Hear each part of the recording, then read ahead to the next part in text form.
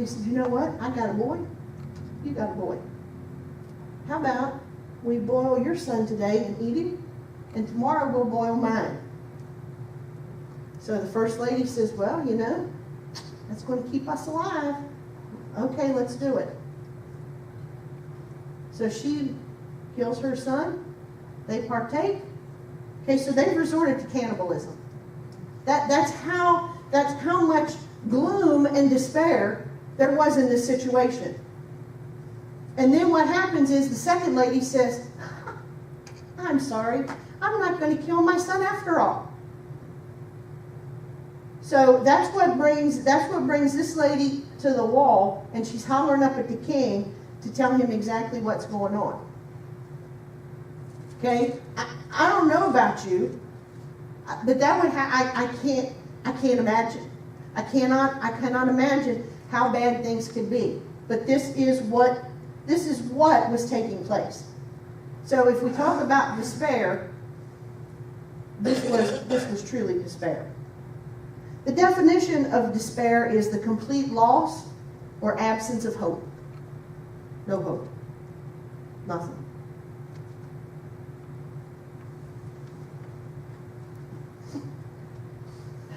You know, despair, we think about it, and I was thinking about this, despair, it can come in a lot of ways. I believe there are some Christians that in some certain circumstances have just given up. They're just done.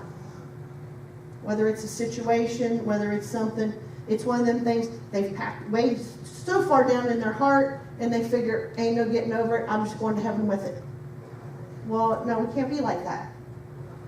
Okay? It could come from a past sin. Something that we've done in the past, you just can't get over it. You can't let it go. It's constantly brought back to your memory. Constantly. Could be a hurt. Somebody hurt you in your past. Could have been something they said, something they done. And you living with that hurt. They don't even know a thing about it. They just going on their merry way, and that makes you even madder. Because you've got some kind of hurt. You go, real fire, check, dirty, rotten. You know. Look, I'm not even looking, because I've been there. I have been there. I've had people who have hurt me. There's been people who have hurt my family. And I had to get to the point I had to let it go. Because it wasn't bothering them a bit. They can still get up in the morning, they can still do their thing. Man, not me. Man, I was eating that anger and eating that anger and eating that anger. So I got to a point I had no hope. Didn't figure I could ever get over it. Okay? There's a lot of things too in the present. You think about things that happened in the present. If you watched the news yesterday, what went on in Charlottesville, I sit back and go, how in the world have we let ourselves come to this? And if you don't know what happened in Charlottesville yesterday, a group of white supremacists were down there, and they got into it with a group that didn't believe the same way they did. Well, I want to tell you what, if both groups would have stayed home, it would have never happened. There you go. Just stay home. I've told my kids, you can't fight just one person. If you don't go with the intention on fighting, it'll be all right. That's my soapbox for the moment. But we have things. People are so worried about what's going on today.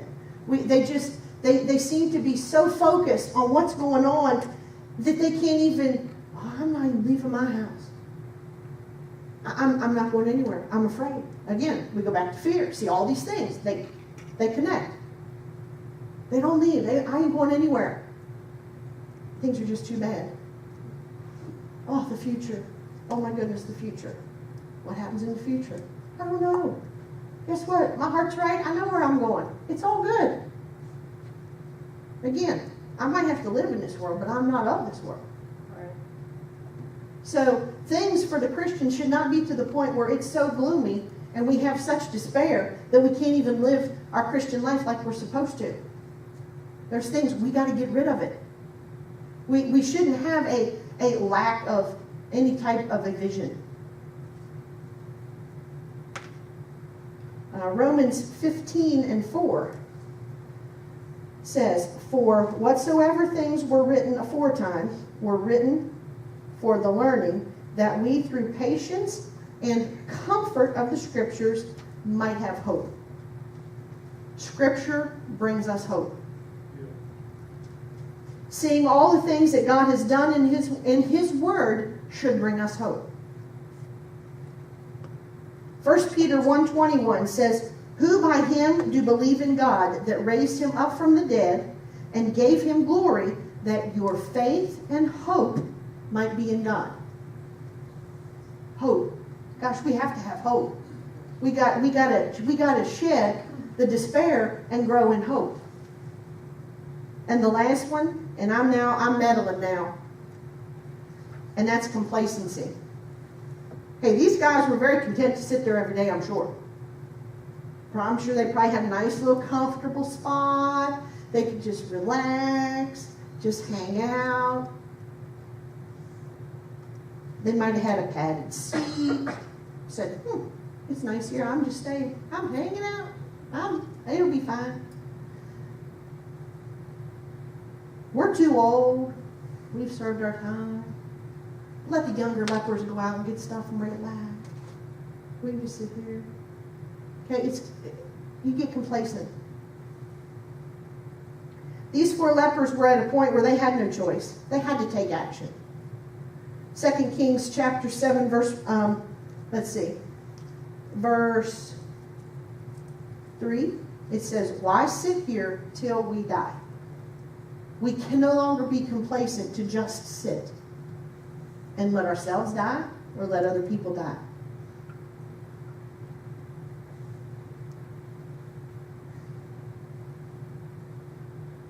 We can't be complacent with the way things are. We have to get up and do something.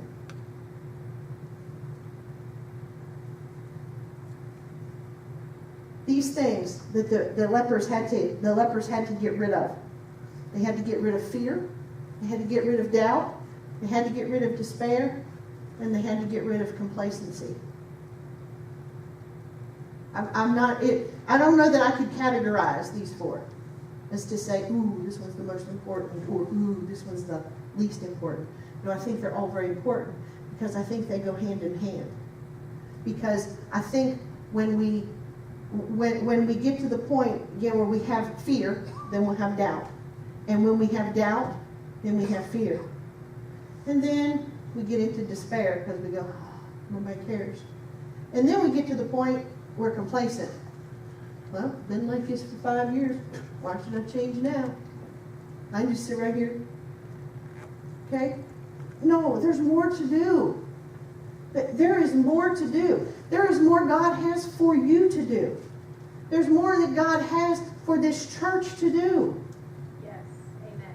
There's more. If we ever think there's not more, then we've become complacent. Right. There's more. There's always more we can do. Right.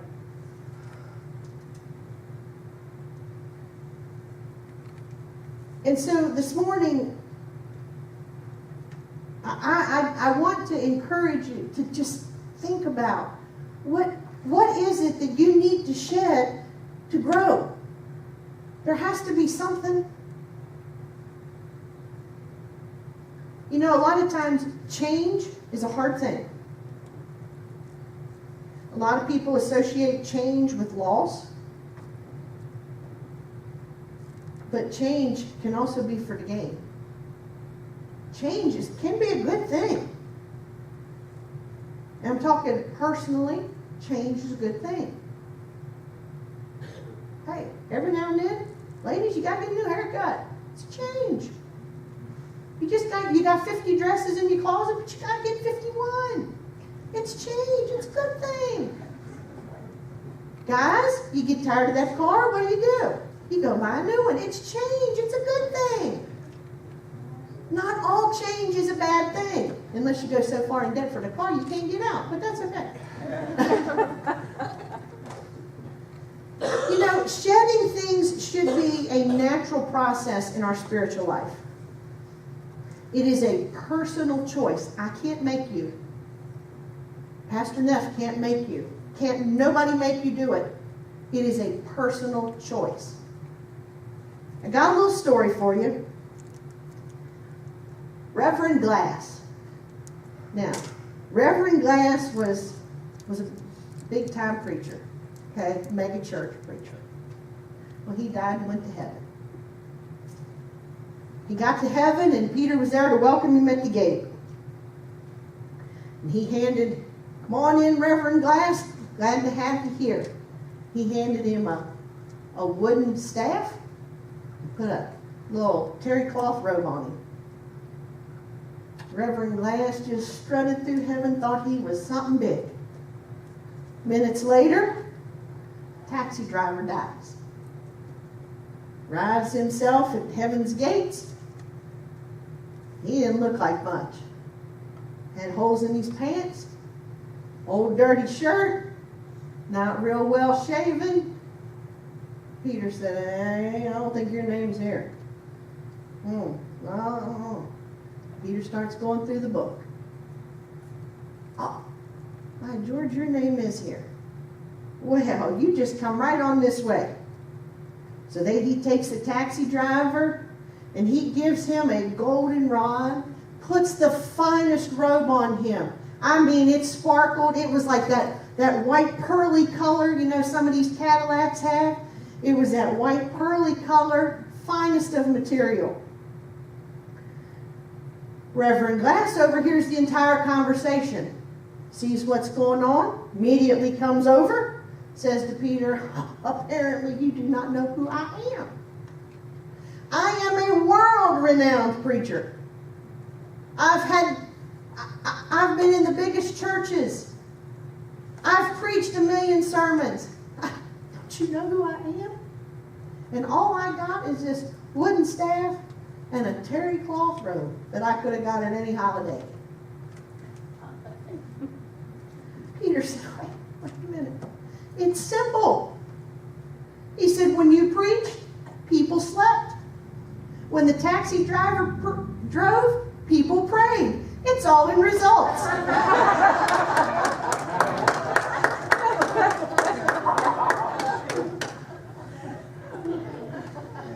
You can have the best intentions in life, but if you don't get the results, what does it matter? We can come to church every Sunday. We can raise our hands, we can sing, we can clap.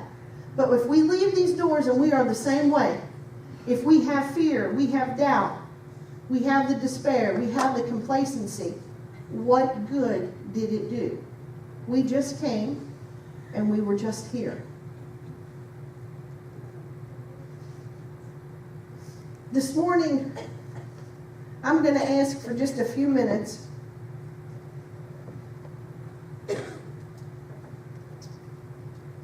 just to think about it. Again, I know I didn't hoopty holler and jump up and down and scream and shout, but I do believe that, I really honestly believe that this was for someone. And this morning, I just want to take a few minutes to, for you to just think about, is there something that I need to get rid of? Even if I didn't even mention it.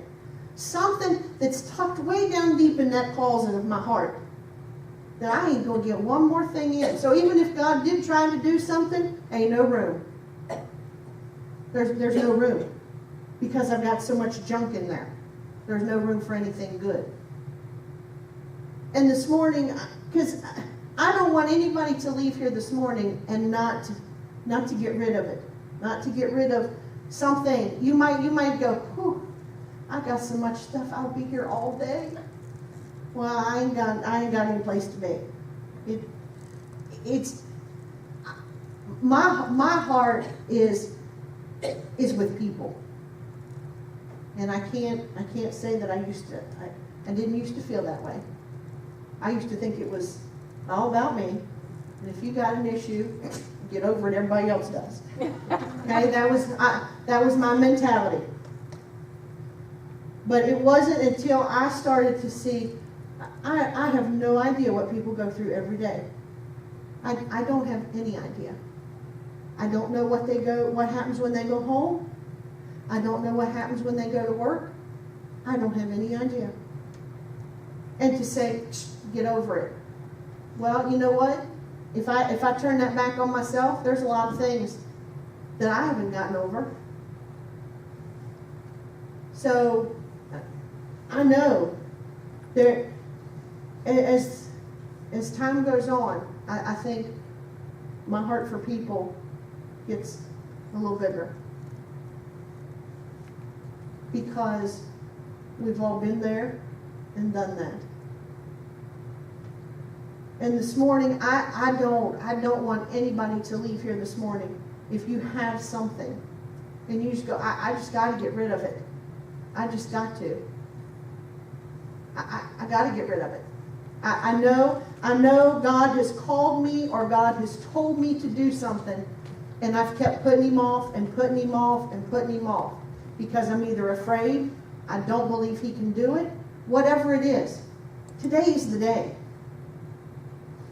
Today's the day to deal with it and to get over it. I don't want to say get over it, but you know what I mean? Like to get rid of it is the better way to say that. Because it is keeping us from moving even closer. It's keeping us from growing in what God would have us to do. Is it easy? No, it is not easy at all. One of the hardest things. And I think this is a lot of times where fear comes in. Because we think, I really ought to go up front and pray, but what will the person behind me think? They think I got it all together. Well, I'm just going to tell you right now, ain't nobody here got it all together. Okay, so don't even. I know we don't all have it together. We got stuff. We all got stuff. If you don't have stuff, you know somebody who's got stuff. And why not deal with it? Why let it go another day? So this morning, I'm done. I'm getting out of the way. And we're going to pray. If you would like to come to the altar, they are open. If you would like to just pray by yourself, that's fine. If you would like prayer, that's fine. There's me and some of the others who will pray with you for sure, believing that God can do whatever it is you need him to do. Whatever. It doesn't matter. He can do whatever. And so, this morning, let's all bow our head, close our eyes.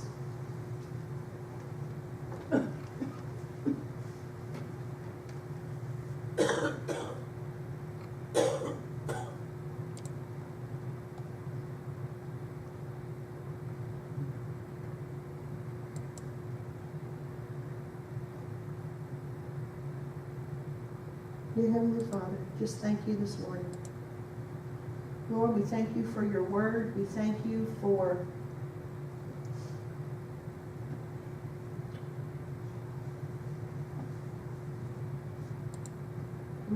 giving us your word. And Lord, I just thank you for each one that's here today. Father, I pray that if there is those here this morning, Lord, who have things they need to get rid of, I just pray, Lord, that you would just speak to their heart. Lord, let them put these things aside. Put all these things, Lord, that would keep them from moving closer to you. Lord, that today would be the day that we could get rid of all that stuff. And Father, I just ask that your Holy Spirit would just move upon us this morning. Lord, I pray that you would just have your way. And Lord, I just ask you, Father, as we just take a few minutes this morning, Lord, that you would just speak to hearts. Lord, if there's those things, Lord, and if there's things that you would have us to do, and Lord, I ask you that that you would just speak to our hearts. Lord, that you would just help us, Lord, to shed any fear, Lord, and to grow in peace. And Father, to shed the doubt and grow in faith. Father, to shed the despair and to grow in peace. And Father, even to get rid of that complacency and to grow in action. Father, I just pray this morning, Lord, that you would just move by your Holy Spirit.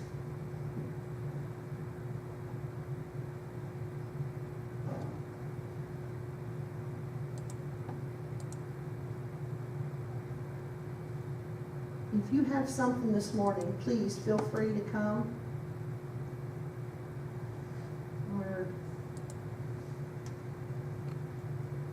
I have music, it's not working, so I can't be in two places at once. So I would just start playing the piano. If you have something, please just come forward, spend a few moments.